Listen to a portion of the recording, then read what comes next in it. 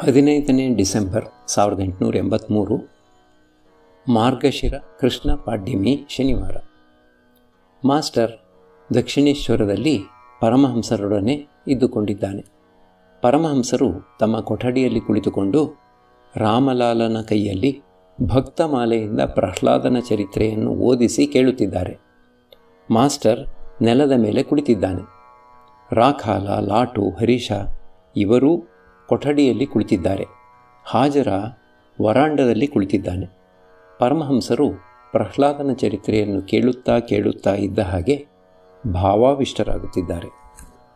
ಹಿರಣ್ಯಕಶಿಪುವಿನ ವಧೆಯಾದಾಗ ನರಸಿಂಹನ ರೌದ್ರ ಮೂರ್ತಿಯನ್ನು ನೋಡಿ ಮತ್ತು ಆತನ ಸಿಂಹನಾದವನ್ನು ಕೇಳಿ ಬ್ರಹ್ಮಾದಿ ದೇವತೆಗಳೆಲ್ಲರೂ ಇನ್ನು ಎಲ್ಲಿ ಪ್ರಳಯವಾಗಿ ಬಿಡುವುದೋ ಏನೋ ಎಂದು ಹೆದರಿ ಪ್ರಹ್ಲಾದನನ್ನೇ ನರಸಿಂಹನ ಹತ್ತಿರಕ್ಕೆ ಕಳುಹಿಸಿದರು. ಪ್ರಹ್ಲಾದ ಮಗುವಿನ ಹಾಗೆ ನರಸಿಂಹನನ್ನು ಸ್ತೋತ್ರ ಮಾಡಲಾರಂಭಿಸಿದ. ಭಕ್ತವತ್ಸಲನಾದ ನರಸಿಂಹ ಪ್ರಹ್ಲಾದನ ಶರೀರವನ್ನು ಪ್ರೀತಿಯಿಂದ ನೆಕ್ಕಲಾರಂಭಿಸಿದ. ಪರಮಹಂಸರು ಇನ್ನೂ ಭಾವಾವಿಷ್ಟರಾಗಿಯೇ ಹೇಳುತ್ತಿದ್ದಾರೆ. ಆಹಾ ಆಹಾ, ಭಕ್ತನ ಮೇಲೆ ಎಷ್ಟೊಂದು ಪ್ರೀತಿ! ಹೀಗೆಂದು ಹೇಳುತ್ತಾ ಇದ್ದ ಹಾಗೆಯೇ ಭಾವ ಸಮಾಧಿಸ್ಥರಾಗಿ ಬಿಟ್ಟರು. ಸ್ಪಂದಹೀನರಾಗಿ ಬಿಟ್ಟಿದ್ದಾರೆ. ಕಡೆಗಣ್ಣಿನಿಂದ ಪ್ರೇಮಾಶ್ರು ಸುರಿಯುತ್ತಿದೆ. ಪರಮಹಂಸರು ಪ್ರಕೃತಿಸ್ಥರಾದ ನಂತರ ಮಾಸ್ಟರೊಡನೆ ಮಾತನಾಡುತ್ತಿದ್ದಾರೆ.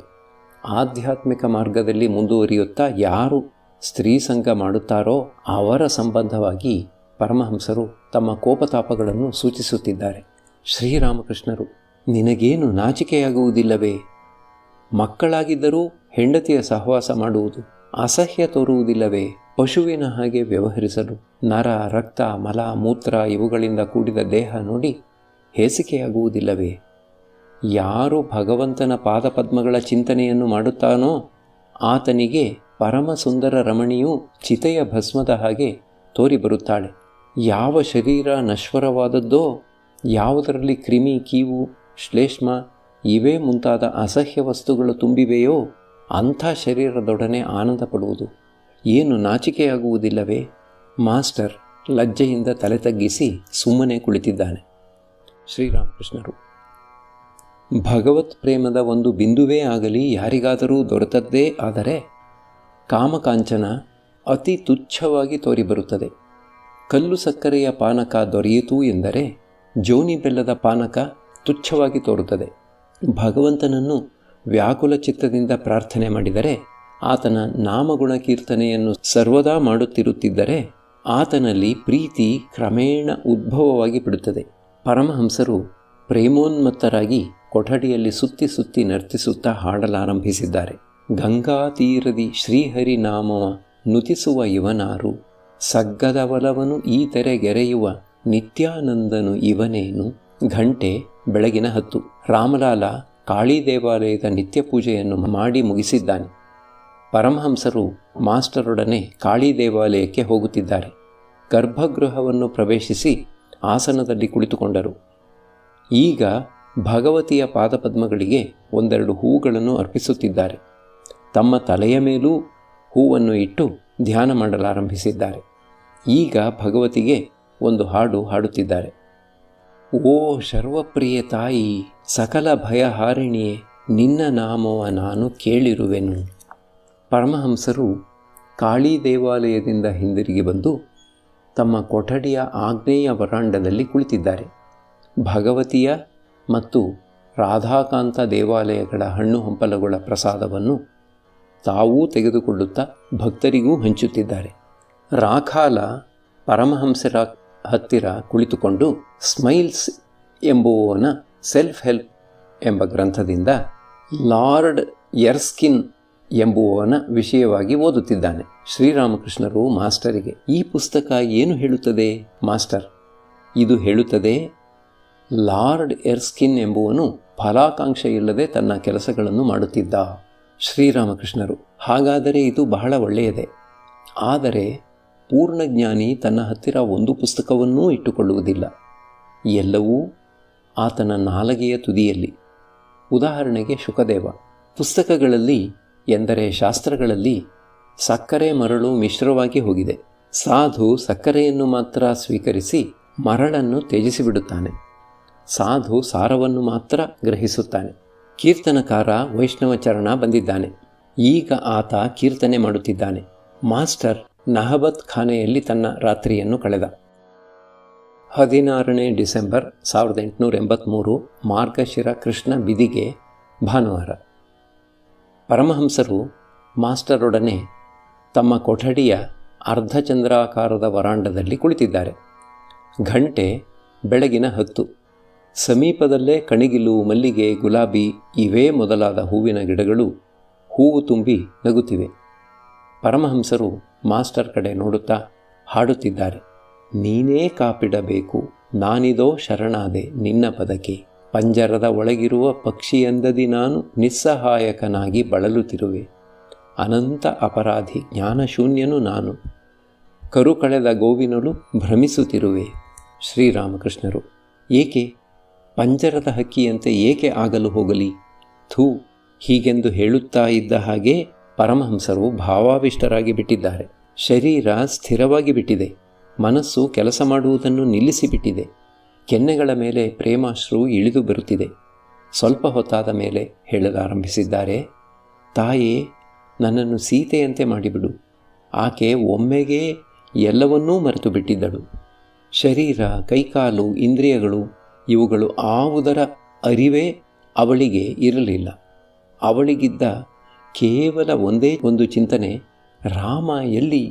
ಯಾವ ರೀತಿಯಾದ ವ್ಯಾಕುಲತೆ ಉಂಟಾದರೆ ಭಗವಂತನ ಸಾಕ್ಷಾತ್ಕಾರ ದೊರೆಯುತ್ತದೆ ಎಂಬುದನ್ನು ಮಾಸ್ಟರಿಗೆ ತೋರಿಸಿಕೊಡಲು ಪರಮಹಂಸರಿಗೆ ಸೀತೆಯ ಉದ್ದೀಪನವಾಯಿತೆ. ಸೀತೆ ರಾಮಮಯ ಜೀವಿತೆ, ರಾಮಚಿಂತನೆಯಿಂದ ಉನ್ಮಾದಿನಿ. ಶರೀರ ಎಂಬುದು ಅಷ್ಟು ಪ್ರಿಯವಾದ ವಸ್ತು, ಅದನ್ನೂ ಆಕೆ ಮರೆತು ಬಿಟ್ಟಿದ್ದಳು. ಗಂಟೆ ಅಪರಾಹ್ನ 4. ಪ್ರಾಣಕೃಷ್ಣನ ಸಂಬಂಧಿಕ ಮುಖ್ಯೋಪಾಧ್ಯಾಯ ತನ್ನೊಡನೆ ಒಬ್ಬ ಶಾಸ್ತ್ರಜ್ಞ ಬ್ರಾಹ್ಮಣನನ್ನು ಕರೆದುಕೊಂಡು ಬಂದು ಕೊಠಡಿಯನ್ನು ಪ್ರವೇಶಿಸಿದ. ಮುಖ್ಯೋಪಾಧ್ಯಾಯ: ನಿಮ್ಮ ದರ್ಶನ ದೊರೆತು ನನಗೆ ಬಹಳ ಆನಂದವಾಗಿ ಬಿಟ್ಟಿದೆ. ಶ್ರೀರಾಮಕೃಷ್ಣರು: ಭಗವಂತ ಎಲ್ಲರಲ್ಲಿಯೂ ಇದ್ದಾನೆ. ಎಲ್ಲರಲ್ಲಿರುವುದೂ ಆ ಒಂದೇ ಚಿನ್ನ.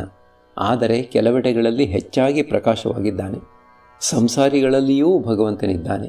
ಆದರೆ ಅವರಲ್ಲಿ ಮಣ್ಣು ಮುಚ್ಚಿದ ಚಿನ್ನದ ಹಾಗೆ ಮುಚ್ಚಿ ಹೋಗಿಬಿಟ್ಟಿದ್ದಾನೆ. ಮುಖ್ಯೋಪಾಧ್ಯಾಯ: ಮಹಾಶಯರೇ, ಇಹಕ್ಕೂ ಪರಕ್ಕೂ ಏನು ವ್ಯತ್ಯಾಸ?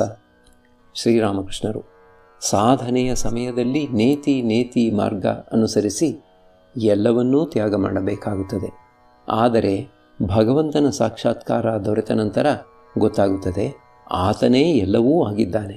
ಒಮ್ಮೆ ರಾಮಚಂದ್ರನಿಗೆ ತೀವ್ರ ವೈರಾಗ್ಯ ಬಂದುಬಿಟ್ಟಿತು. ಅದನ್ನು ನೋಡಿ ದಶರಥ ಬಹಳ ಚಿಂತಿತನಾಗಿ ವಸಿಷ್ಠನನ್ನು ಸಮೀಪಿಸಿ ರಾಮ ಸಂಸಾರವನ್ನು ತ್ಯಾಗ ಮಾಡದ ಹಾಗೆ ಬುದ್ಧಿವಾದವೀಯಬೇಕೆಂದು ಬೇಡಿಕೊಂಡ. ವಸಿಷ್ಠ ರಾಮನ ಹತ್ತಿರಕ್ಕೆ ಬಂದು ನೋಡುತ್ತಾನೆ. ಆತ ವಿಮನಸ್ಕನಾಗಿ ಕುಳಿತಿದ್ದಾನೆ. ಆಂತರ್ಯದಲ್ಲಿ ತೀವ್ರ ವೈರಾಗ್ಯ ತುಂಬಿ ತುಳುಕಾಡುತ್ತಿದೆ. ವಸಿಷ್ಠ ಆತನಿಗೆ ಹೇಳಿದ, ನೀನು ಸಂಸಾರವನ್ನು ಏಕೆ ತ್ಯಾಗ ಮಾಡಬೇಕು? ಸಂಸಾರ ಆತನಿಂದ ಹೊರಗಿದೆಯೇನು? ನನ್ನೊಡನೆ ವಿಚಾರ ಮಾಡಿ ನೋಡು. ರಾಮನ ಅನುಭವಕ್ಕೆ ಬಂತು, ಈ ಜಗತ್ತು ಪರಬ್ರಹ್ಮನಿಂದನೇ ಉದ್ಭವವಾಗಿದೆ ಎಂದು. ಅದಕ್ಕಾಗಿ ಆತ ಸುಮ್ಮನೆ ಆಗಿಬಿಟ್ಟ. ಯಾವ ವಸ್ತುವಿನಿಂದ ಮಜ್ಜಿಗೆ ಆಗಿದೆಯೋ ಅದೇ ವಸ್ತುವಿನಿಂದ ಬೆಣ್ಣೆ ಕೂಡ. ಈ ಅನುಭವವಾದವನಿಗೆ ಗೊತ್ತಾಗುತ್ತದೆ, ಮಜ್ಜಿಗೆ ಬೆಣ್ಣೆಗೆ ಸೇರಿದುದೇ, ಬೆಣ್ಣೆ ಮಜ್ಜಿಗೆಗೆ ಸೇರಿದುದೇ. ಬಹಳ ಕಷ್ಟಪಟ್ಟು ಬೆಣ್ಣೆಯನ್ನು ತೆಗೆದ ನಂತರ, ಎಂದರೆ ಬ್ರಹ್ಮಜ್ಞಾನವನ್ನು ಪಡೆದ ನಂತರ ಅನುಭವವಾಗುತ್ತದೆ. ಬೆಣ್ಣೆ ಇತ್ತು ಎಂದರೆ ಮಜ್ಜಿಗೆಯೂ ಇರಲೇಬೇಕು, ಮಜ್ಜಿಗೆ ಇತ್ತು ಎಂದರೆ ಬೆಣ್ಣೆಯೂ ಇರಲೇಬೇಕು. ಬ್ರಹ್ಮನಿದ್ದಾನೆಂಬ ಬೋಧೆ ಇತ್ತು ಎಂದರೆ ಜೀವಜಗತ್ತು, ಚತುರ್ವಿಂಶತಿ ತತ್ವ ಇವುಗಳ ಬೋಧೆಯೂ ಆಗೇ ಆಗುತ್ತದೆ. ಬ್ರಹ್ಮ ಏನು ಎಂಬುದನ್ನು ಬಾಯಿಂದ ಹೇಳಲಾಗುವುದಿಲ್ಲ.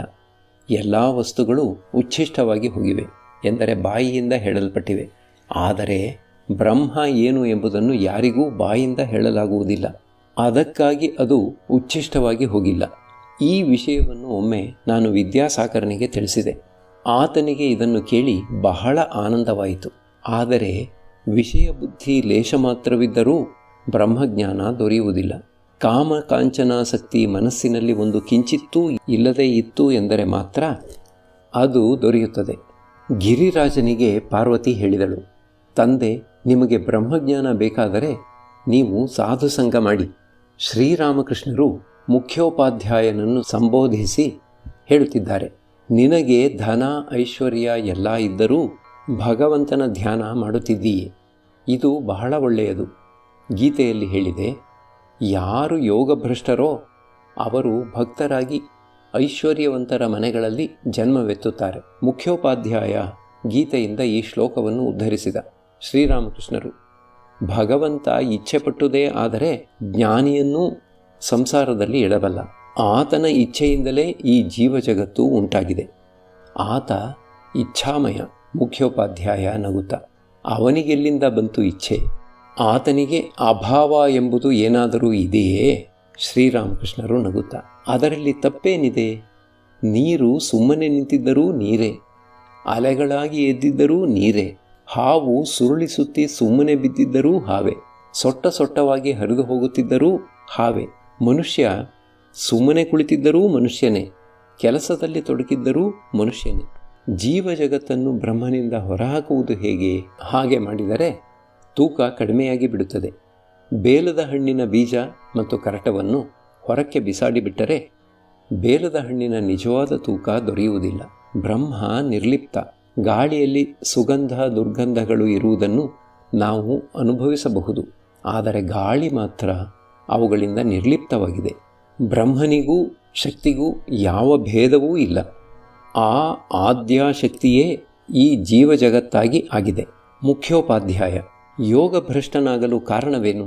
ಶ್ರೀರಾಮಕೃಷ್ಣರು, ಒಂದು ಹೇಳಿಕೆ ಇದೆ.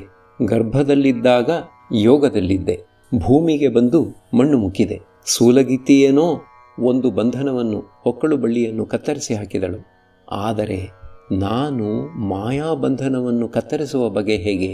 ಕಾಮ ಕಾಂಚನ ಇವೇ ಮಾಯೆ. ಮನಸ್ಸನ್ನು ಇವೆರಡೂ ಬಿಟ್ಟು ತೊಲಗಿದವು ಎಂದರೆ ಯೋಗ ಉಂಟಾಗುತ್ತದೆ. ಆತ್ಮ ಎಂದರೆ ಪರಮಾತ್ಮ, ಸೂಜಿಗಲ್ಲು. ಜೀವಾತ್ಮ ಸೂಜಿ, ಆತ ಎಳೆದುಕೊಂಡರೆ ಯೋಗ. ಆದರೆ ಸೂಜಿಗೆ ಮಣ್ಣು ಮೆತ್ತಿಕೊಂಡಿದ್ದರೆ ಸೂಜಿಗಲ್ಲು ಅದನ್ನು ಎಳೆಯಲಾರದು. ಮಣ್ಣನ್ನು ತೊಳೆದು ಬಿಟ್ಟರೆ ಅದು ಎಳೆದು ಬಿಡುತ್ತದೆ. ಕಾಮಕಾಂಚನಗಳೆಂಬ ಮಣ್ಣನ್ನು ತೊಳೆಯಬೇಕು. ಮುಖ್ಯೋಪಾಧ್ಯಾಯ, ಅದನ್ನು ತೊಳೆಯುವ ಬಗೆ ಹೇಗೆ? ಶ್ರೀರಾಮಕೃಷ್ಣರು, ಭಗವಂತನಿಗಾಗಿ ವ್ಯಾಕುಲತೆಯಿಂದ ಅಳು. ಆತನಿಗಾಗಿ ಸುರಿಸಿದ ಕಣ್ಣೀರು ಮಣ್ಣನ್ನು ತೊಳೆದು ಬಿಡುತ್ತದೆ. ನೀನು ಹಾಗೆ ಮಾಡಿ ಪರಿಶುದ್ಧನಾಗಿ ಬಿಟ್ಟೆ ಎಂದರೆ ಆಗ ಸೂಜಿಗಲ್ಲು ನಿನ್ನನ್ನು ಎಳೆದು ಬಿಡುತ್ತದೆ. ಆಗ ಮಾತ್ರವೇ ಯೋಗ. ಮುಖ್ಯೋಪಾಧ್ಯಾಯ, ಆಹಾ, ಎಂಥ ದಿವ್ಯವಾದ ಮಾತು! ಶ್ರೀರಾಮಕೃಷ್ಣರು, ಭಗವಂತನಿಗಾಗಿ ಅಳುವುದಾದರೆ ಆತನ ದರ್ಶನ ದೊರೆಯುತ್ತದೆ, ಸಮಾಧಿ ಉಂಟಾಗುತ್ತದೆ. ಯೋಗ ಸಿದ್ಧಿಸಿತು ಎಂದರೆ ಸಮಾಧಿ. ಭಗವಂತನಿಗಾಗಿ ಅತ್ತರೆ ಕುಂಭಕ ತಾನಾಗಿಯೇ ಉಂಟಾಗುತ್ತದೆ. ಮುಂದಿನ ಮೆಟ್ಟಲೇ ಸಮಾಧಿ. ಇನ್ನೊಂದು ಮಾರ್ಗವಿದೆ, ಧ್ಯಾನದ್ದು. ಸಹಸ್ರಾರದಲ್ಲಿ ಶಿವ ವಿಶೇಷ ರೂಪದಿಂದ ಇದ್ದಾನೆ.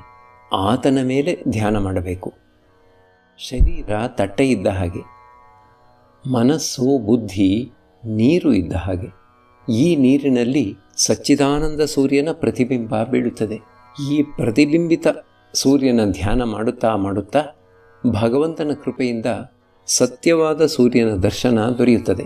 ಆದರೆ ಸಂಸಾರಿಗಳಿಗೆ ಸರ್ವದಾ ಸಾಧುಸಂಘ ಅವಶ್ಯಕ. ಎಲ್ಲರಿಗೂ ಅದು ಬೇಕಾದ್ದೇ, ಸನ್ಯಾಸಿಗಳಿಗೂ ಕೂಡ.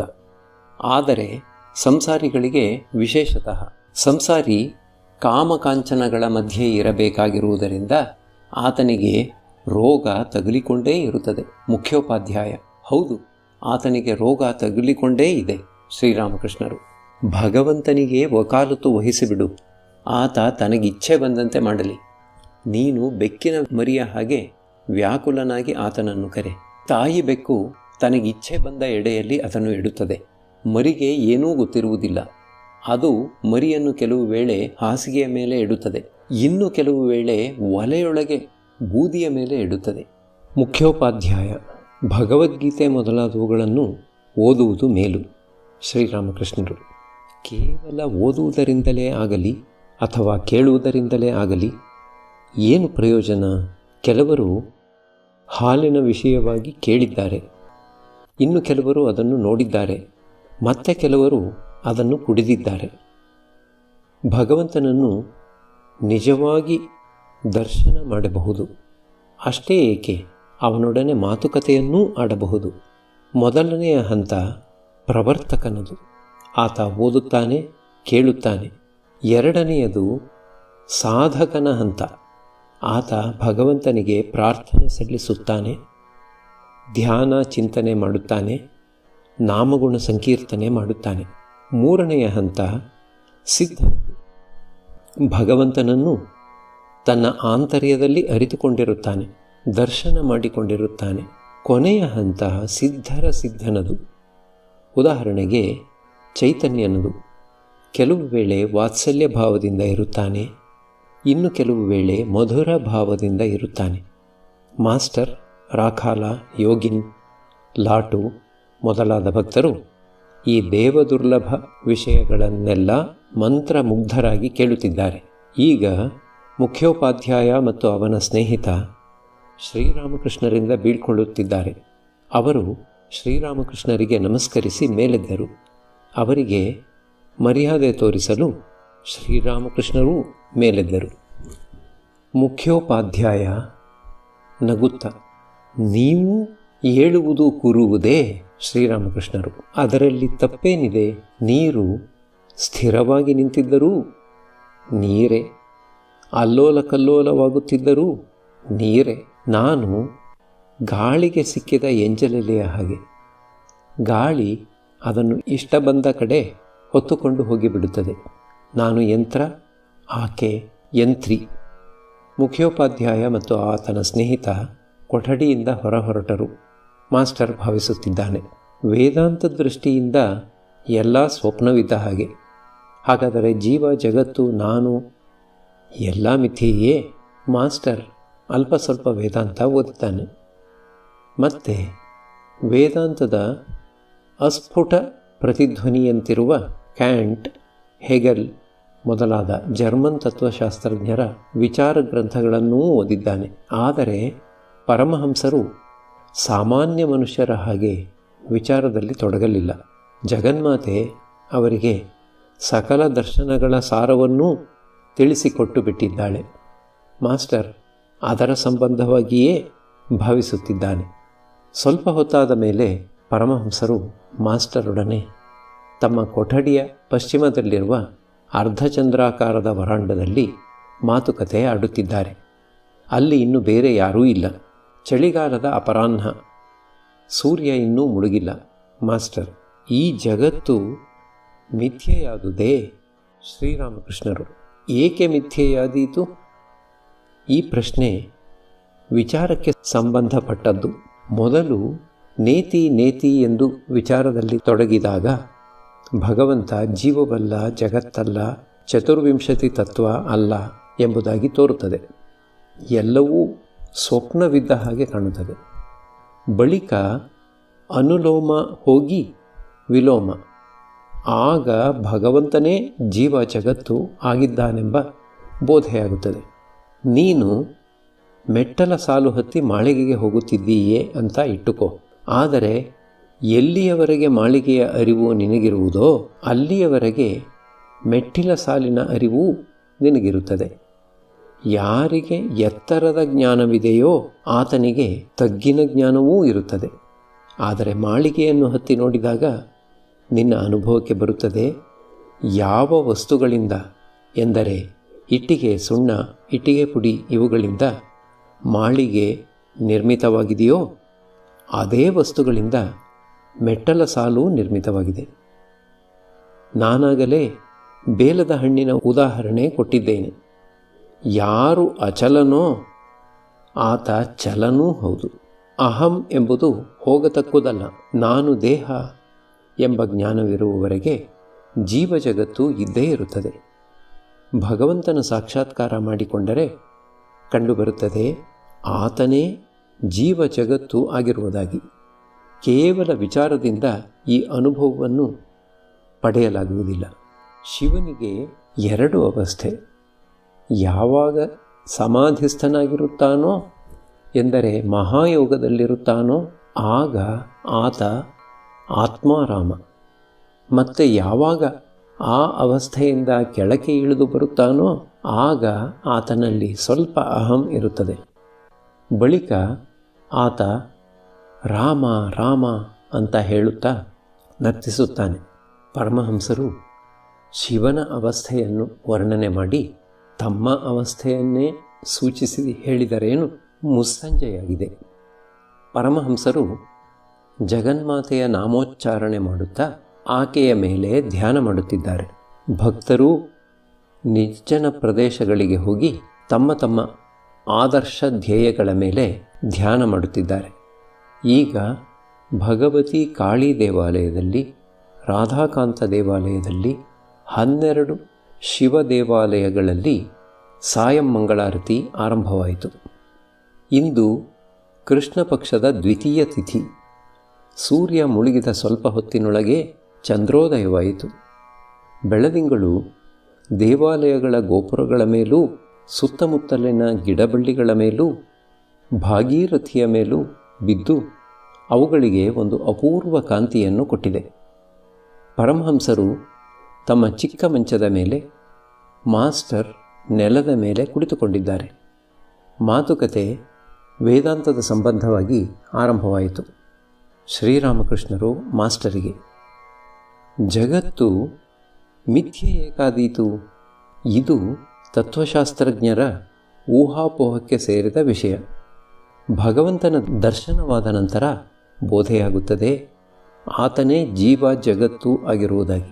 ಭಗವತಿ ನನಗೆ ಕಾಳಿ ದೇವಾಲಯದಲ್ಲಿ ತೋರಿಸಿದಳು, ತಾನೇ ಎಲ್ಲವೂ ಆಗಿರುವುದಾಗಿ ತೋರಿಸಿದಳು. ಪೂಜಾ ಪಾತ್ರೆ ಕೋಶಾಕುಶಿ ಚಿನ್ಮಯವಾಗಿ, ಬಾಗಿಲ ಚೌಕಟ್ಟು ಅಮೃತಶಿಲೆ ಎಲ್ಲವೂ ಚಿನ್ಮಯವಾಗಿ ಕಂಡುವು. ಗರ್ಭಗುಡಿಯಲ್ಲಿರುವುದೆಲ್ಲ ರಸಮಯವಾಗಿ ಸಚ್ಚಿದಾನಂದಮಯವಾಗಿ ಕಂಡುಬಂದವು. ಕಾಳಿ ದೇವಾಲಯದ ಎದುರಿಗೆ ಒಬ್ಬ ದುಷ್ಟನನ್ನು ನೋಡಿದೆ. ಆದರೆ ಆತನಲ್ಲೂ ಆಕೆಯ ಶಕ್ತಿ ಜ್ವಲಿಸುತ್ತಿದ್ದುದು ಕಣ್ಣಿಗೆ ಬಿತ್ತು. ಅದಕ್ಕಾಗಿಯೇ ನಾನು ಭಗವತಿಗೆ ಅರ್ಪಿಸಬೇಕಾದ ಪೂರಿಯನ್ನು ಬೆಕ್ಕಿಗೆ ತಿನ್ನಿಸಿದುದು. ಭಗವತಿಯೇ ಎಲ್ಲವೂ ಆಗಿರುವುದನ್ನು ನೋಡಿದೆ, ಬೆಕ್ಕು ಕೂಡ. ಆಗ ಪಾರುಪತ್ಯಗಾರ ನಾನು ಭಗವತಿಗೆ ಅರ್ಪಿಸಬೇಕಾದ್ದನ್ನು ಬೆಕ್ಕಿಗೆ ತಿನ್ನಿಸುತ್ತಿರುವುದಾಗಿ ಮಥುರಬಾಬುವಿಗೆ ಕಾಗದ ಬರೆದ. ಆದರೆ ಮಥುರಬಾಬುವಿಗೆ ನನ್ನ ಮಾನಸಿಕ ಅವಸ್ಥೆ ಚೆನ್ನಾಗಿ ಗೊತ್ತಿತ್ತು. ಆತ ಪಾರುಪತ್ಯಗಾರನಿಗೆ ಉತ್ತರ ಬರೆದು ಕಳುಹಿಸಿದ. ಅವರು ಹೇಗೆ ಬೇಕಾದರೆ ಹಾಗೆ ಮಾಡಲಿ, ಅವರ ತಂಟೆಗೆ ನೀನು ಹೋಗಕೂಡದು. ಭಗವಂತನ ಸಾಕ್ಷಾತ್ಕಾರವನ್ನು ಮಾಡಿಕೊಂಡರೆ ಇವುಗಳ ನಿಜ ಸ್ವರೂಪವನ್ನು ನೀನು ನೋಡಬಹುದು. ಆತನೇ ಜೀವ ಜಗತ್ತು ಚತುರ್ವಿಂಶತಿ ತತ್ವ ಆಗಿರುವುದನ್ನು ನೋಡಬಹುದು. ಆದರೆ ಆತ ಸಂಪೂರ್ಣವಾಗಿ ಅಹಂ ಎಂಬುದನ್ನು ತೊಡೆದು ಹಾಕಿಬಿಟ್ಟದ್ದೇ ಆದರೆ ಬಳಿಕ ಏನು ಇರುತ್ತದೆ ಎಂಬುದನ್ನು ಬಾಯಿಂದ ಹೇಳಲಾಗುವುದಿಲ್ಲ. ರಾಮಪ್ರಸಾದ ತನ್ನ ಒಂದು ಹಾಡಿನಲ್ಲಿ ಹೇಳಿದ್ದಾನೆ, ಆಗ ನೀನು ಒಳ್ಳೆಯವನೋ ಅಥವಾ ನಾನು ಒಳ್ಳೆಯವನೋ ಎಂಬುದು ನಿನಗೇ ಗೊತ್ತಾಗುತ್ತದೆ. ಆ ಅವಸ್ಥೆ ನನಗೆ ಒಮ್ಮೊಮ್ಮೆ ಉಂಟಾಗುತ್ತದೆ. ಯಾವುದೇ ಆಗಲಿ ವಿಚಾರದ ಮೂಲಕ ಒಂದು ವಿಧವಾಗಿ ತೋರುತ್ತದೆ. ಆ ವಸ್ತುವೇ ಭಗವಂತ ತೋರಿಸಿದಾಗ ಸಂಪೂರ್ಣ ಬೇರೆ ರೀತಿಯಲ್ಲಿ ತೋರಿಬರುತ್ತದೆ. 17ನೇ ಡಿಸೆಂಬರ್ 1883 ಮಾರ್ಗಶಿರ ಕೃಷ್ಣ ತದಿಗೆ ಸೋಮವಾರ. ಗಂಟೆ ಬೆಳಗಿನ 8. ಪರಮಹಂಸರು ಮಾಸ್ಟರೊಡನೆ ತಮ್ಮ ಕೊಠಡಿಯಲ್ಲಿ ಕುಳಿತಿದ್ದಾರೆ. ಡಾಕ್ಟರ್ ಮಧು ಬಂದು ಪರಮಹಂಸರ ಬಳಿಯಲ್ಲಿಯೇ ಚಿಕ್ಕ ಮಂಚದ ಮೇಲೆ ಕುಳಿತುಕೊಂಡನು. ಆತನಿಗೆ ವಯಸ್ಸಾಗಿದೆ, ಹಾಸ್ಯ ತುಂಬಿದೆ ಅವನಲ್ಲಿ. ಪರಮಹಂಸರಿಗೆ ಕಾಯಿಲೆ ಆದಾಗಲೆಲ್ಲ ಪ್ರಾಯಕವಾಗಿ ಬಂದು ಆತ ಅವರನ್ನು ನೋಡುತ್ತಿದ್ದಾನೆ. ಶ್ರೀರಾಮಕೃಷ್ಣರು, ಮುಖ್ಯವಾಗಿ ಬೇಕಾದ್ದು ಸಚ್ಚಿದಾನಂದನಲ್ಲಿ ಪ್ರೀತಿ. ಎಂಥ ಪ್ರೀತಿ! ಭಗವಂತನನ್ನು ಯಾವ ರೀತಿಯಾಗಿ ಪ್ರೀತಿಸಬೇಕು? ಗೌರಿ ಪಂಡಿತ ಹೇಳುತ್ತಿದ್ದ, ರಾಮನನ್ನು ಅರಿತುಕೊಳ್ಳಬೇಕಾದರೆ ಸೀತೆಯಂತೆಯೇ ಆಗಬೇಕು, ಭಗವಂತನನ್ನು ಅರಿಯಬೇಕಾದರೆ ಭಗವತಿಯಂತೆ ಆಗಬೇಕು. ಭಗವತಿ ಯಾವ ರೀತಿಯಾಗಿ ಶಿವನಿಗಾಗಿ ಕಠೋರ ತಪಸ್ಸು ಮಾಡಿದಳೋ ಆ ರೀತಿಯಾಗಿ ತಪಸ್ಸು ಮಾಡಬೇಕು. ಪುರುಷನನ್ನು ಅರಿಯಬೇಕಾದರೆ ಪ್ರಕೃತಿ ಭಾವವನ್ನು ಆರೋಪಿಸಿಕೊಳ್ಳಬೇಕು. ಎಂದರೆ ಸಖೀಭಾವ, ದಾಸೀಭಾವ, ಮಾತೃಭಾವಗಳನ್ನು. ನನಗೆ ಸೀತಾಮಾತೆಯ ದರ್ಶನ ದೊರೆಯಿತು. ಆಕೆಯ ಇಡೀ ಮನಸ್ಸೇ ರಾಮನಲ್ಲಿ ನೆಲೆಸಿರುವುದನ್ನು ನೋಡಿದೆ. ಆಕೆಗೆ ತನ್ನ ಕೈಕಾಲು ಶರೀರದ ಮೇಲೇ ಆಗಲಿ, ವಸನಭೂಷಣಗಳ ಮೇಲೇ ಆಗಲಿ ಯಾವುದರ ಮೇಲೂ ದೃಷ್ಟಿ ಇರಲಿಲ್ಲ. ಆಕೆಯ ಜೀವನ ರಾಮಮಯವಾಗಿ ಕಂಡಿತು. ರಾಮನಿಲ್ಲದಿದ್ದರೆ, ರಾಮ ಆಕೆಗೆ ದೊರೆಯದಿದ್ದರೆ ಆಕೆ ಬದುಕುವಂತಿರಲಿಲ್ಲ. ಮಾಸ್ಟರ್: ಹೌದು, ನಿಜ. ಆಕೆಗೆ ರಾಮನ ಹುಚ್ಚು ಹಿಡಿದಿತ್ತು. ಶ್ರೀರಾಮಕೃಷ್ಣರು: ಹುಚ್ಚು ಅದೂ ಬರಬೇಕು. ಭಗವಂತನ ಸಾಕ್ಷಾತ್ಕಾರ ದೊರೆಯಬೇಕಾದರೆ ಆತನಿಗಾಗಿ ಹುಚ್ಚು ಹಿಡಿಯಬೇಕು. ಕಾಮಕಾಂಚನಗಳ ಕಡೆಗೆ ಮನಸ್ಸಿತ್ತು ಎಂದರೆ ಅದು ಉಂಟಾಗದು. ಹೆಂಗಸಿನೊಡನೆ ಸಹವಾಸ, ಅದರಲ್ಲೇನು ಸುಖ ಇದೆ? ಭಗವಂತನ ದರ್ಶನ ದೊರೆತುದೇ ಆದರೆ ಹೆಂಗಸಿನ ಸುಖಕ್ಕಿಂತ ಕೋಟಿ ಪಾಲು ಅಧಿಕವಾಗಿ ಸುಖ ದೊರೆಯುತ್ತದೆ. ಗೌರಿ ಪಂಡಿತ ಹೇಳುತ್ತಿದ್ದ, ಮಹಾಭಾವ ಉಂಟಾದರೆ ಚರ್ಮದ ಎಲ್ಲ ರಂಧ್ರಗಳೂ ರೋಮಕೂಪಗಳೂ ಕೂಡ ಮಹಾಯೋನಿಗಳಾಗಿ ಬಿಡುತ್ತವೆ. ಪ್ರತಿಯೊಂದು ರಂಧ್ರದ ಮೂಲಕವೂ ಸಾಧಕ ಆತ್ಮನೊಡನೆ ರಮಿಸುತ್ತಿರುವಂತೆ ಬೋಧೆಯಾಗುತ್ತದೆ. ವ್ಯಾಕುಲ ಚಿತ್ತದಿಂದ ಆತನನ್ನು ಕರೆಯಬೇಕು. ಏನು ಮಾಡಿದರೆ ಆತನ ಸಾಕ್ಷಾತ್ಕಾರವನ್ನು ಪಡೆಯಬಹುದು ಎಂಬುದನ್ನು ಗುರುವಿನ ಮೂಲಕ ತಿಳಿದುಕೊಳ್ಳಬೇಕಾಗುತ್ತದೆ. ಗುರು ನಿಜವಾಗಿ ಪೂರ್ಣಜ್ಞಾನಿಯಾಗಿದ್ದ ಪಕ್ಷದಲ್ಲಿ ಮಾತ್ರ ಮಾರ್ಗವನ್ನು ತೋರಿಸಿಕೊಡಲು ಆತನಿಗೆ ಸಾಧ್ಯವಾಗುತ್ತದೆ. ಪೂರ್ಣಜ್ಞಾನ ದೊರೆಯಿತು ಎಂದರೆ ಎಲ್ಲ ವಾಸನೆಗಳೂ ಬಿಟ್ಟು ತೊಲಗುತ್ತವೆ. 5 ವರ್ಷದ ಬಾಲಕನ ಸ್ವಭಾವ ಬಂದು ಬಿಡುತ್ತದೆ. ದತ್ತಾತ್ರೇಯ ಮತ್ತು ಜಡಭರತರಿಗೆ ಬಾಲಕನ ಸ್ವಭಾವ ಉಂಟಾಗಿತ್ತು. ಮಾಸ್ಟರ್: ಇವರು ಏನು ಎತ್ತ ಎಂಬುದು ಜನರಿಗೆ ಗೊತ್ತಾಗಿದೆ. ಹಾಗೆ ಗೊತ್ತಾಗದೇ ಇದ್ದ ಇವರಂಥ ಜ್ಞಾನಿಗಳು ಎಷ್ಟೊಂದು ಮಂದಿ ಈ ಜಗತ್ತಿಗೆ ಬಂದು ಹೋಗಿದ್ದಾರೆ. ಶ್ರೀರಾಮಕೃಷ್ಣರು: ಹೌದು, ಜ್ಞಾನಿಗಳ ಎಲ್ಲ ವಾಸನೆಗಳೂ ಅವರನ್ನು ಬಿಟ್ಟು ತೊಲಗಿ ಹೋಗುತ್ತವೆ. ಹಾಗೂ ಏನಾದರೂ ಉಳಿದುಕೊಂಡಿದ್ದರೆ ಅದರಿಂದ ಅವರಿಗೆ ಯಾವ ಕೇಡೂ ಸಂಭವಿಸದು. ಕತ್ತಿ ಸ್ಪರ್ಶವೇದಿಯನ್ನು ಮುಟ್ಟಿದರೆ ಅದು ಚಿನ್ನವಾಗಿ ಬಿಡುತ್ತದೆ. ಬಳಿಕ ಆ ಕತ್ತಿಯಿಂದ ಹಿಂಸಾತ್ಮಕ ಕಾರ್ಯ ಯಾವುದೂ ಸಾಧ್ಯವಿಲ್ಲ.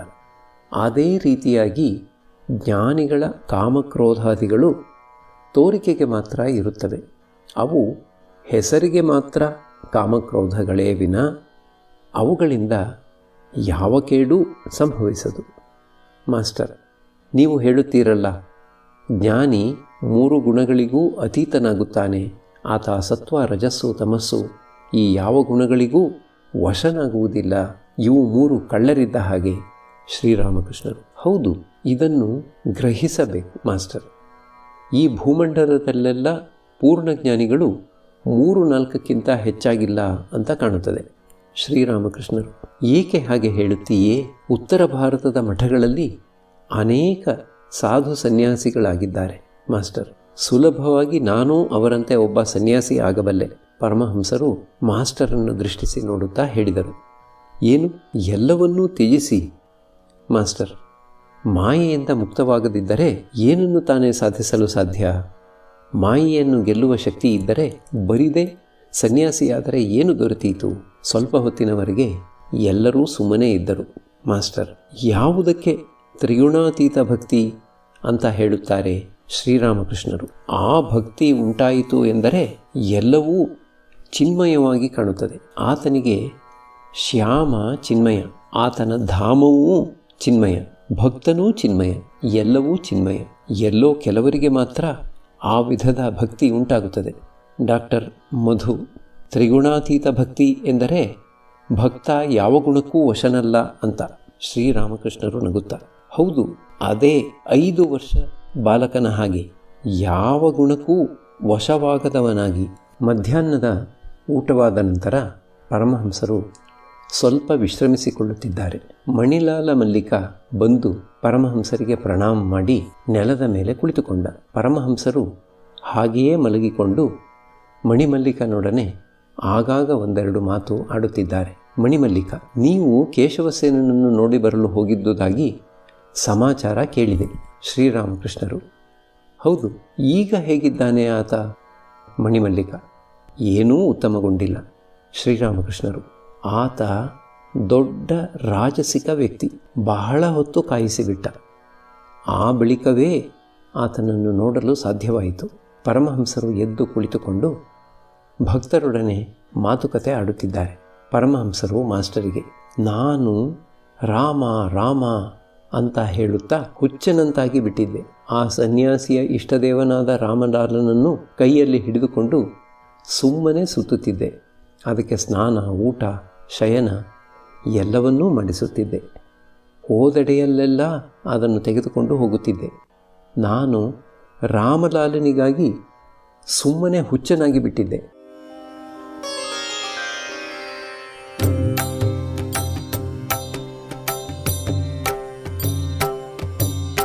ಶ್ರೀರಾಮ ಕೃಷ್ಣ ಮಂಗಲಕಾರಿ, ಶ್ರೀರಾಮ ಕೃಷ್ಣ ಮಂಗಲಕಾರಿ, ಶ್ರೀರಾಮ ಕೃಷ್ಣ ಮಂಗಲಕಾರಿ, ಶ್ರೀರಾಮ ಕೃಷ್ಣ ಮಂಗಲಕಾರಿ.